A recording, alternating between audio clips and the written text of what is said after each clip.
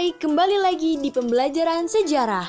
Hari ini aku akan menjelaskan tentang Revolusi Prancis. Revolusi Prancis adalah suatu periode pergolakan politik yang terjadi karena adanya keinginan untuk merubah sistem pemerintahan.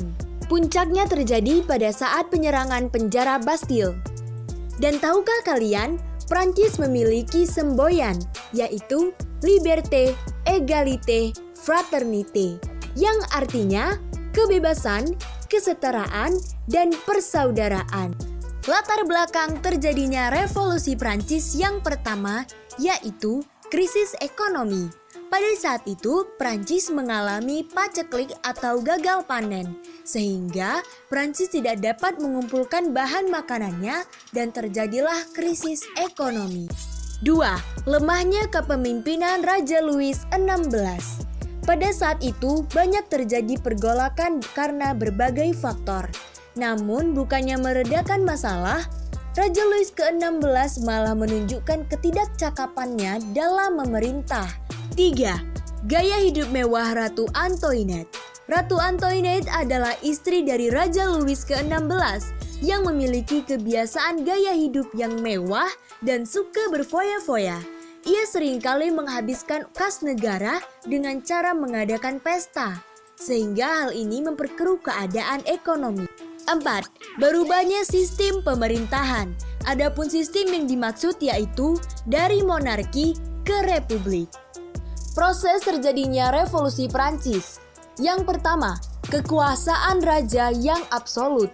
Sebenarnya hal ini sudah diterapkan sejak masa pemerintahan Raja Louis ke-14 yang memiliki semboyan L'État est moi, yang artinya negara adalah saya. Raja memiliki wewenang penuh atas hukum dan pemerintahan. Hal ini malah menjadikannya bersikap sewenang-wenang terhadap rakyatnya. 2. Adanya diskriminasi sosial.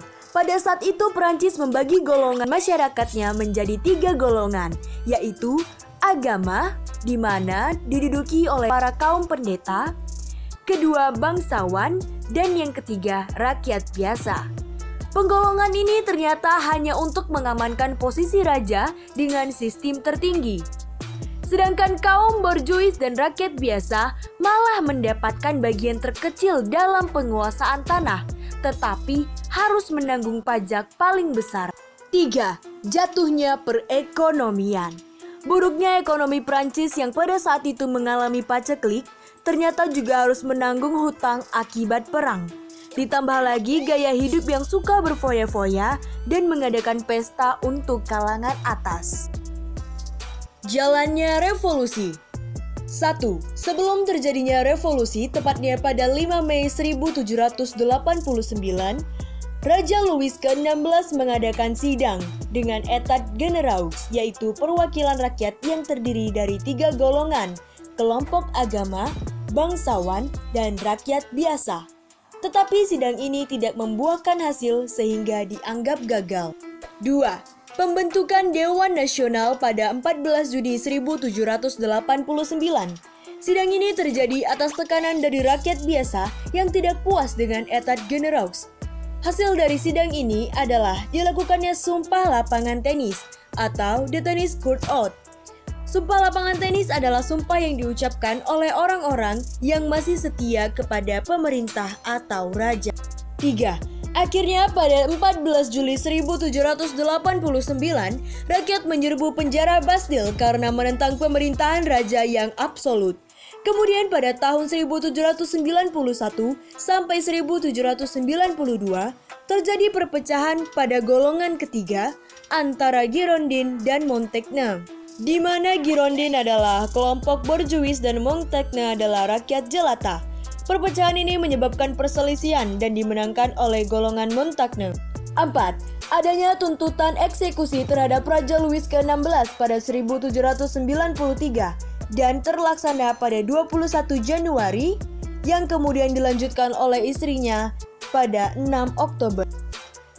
Setelah Raja Louis XVI meninggal, akhirnya pemerintahan dipegang oleh parlemen dan beberapa direksi, salah satunya Napoleon Bonaparte.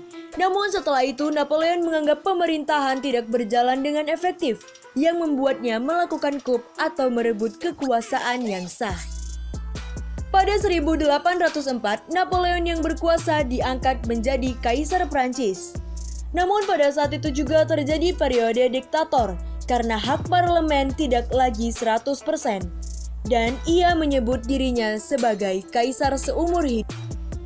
Adapun dampak dari revolusi Prancis di bidang politik. 1. Berkembangnya paham liberal. Paham ini tidak hanya sampai di Prancis, tetapi juga ke seluruh penjuru dunia. Di bidang sosial, adanya anti-feodalisme atau adanya penghapusan stratifikasi sosial. Sehingga pada saat itu rakyat tidak lagi mencemaskan kesejahteraannya karena adanya kelas-kelas sosial. Di bidang ekonomi, bahwasannya pemerintahan yang dipercaya haruslah memperhatikan rakyatnya, sehingga tidak ada lagi kesenjangan ekonomi yang begitu mencolok dan menyebabkan kecemburuan sosial. Hai teman-teman, terima kasih sudah mengikuti pembelajaran hari ini. Semoga ilmunya bermanfaat, and see you next time!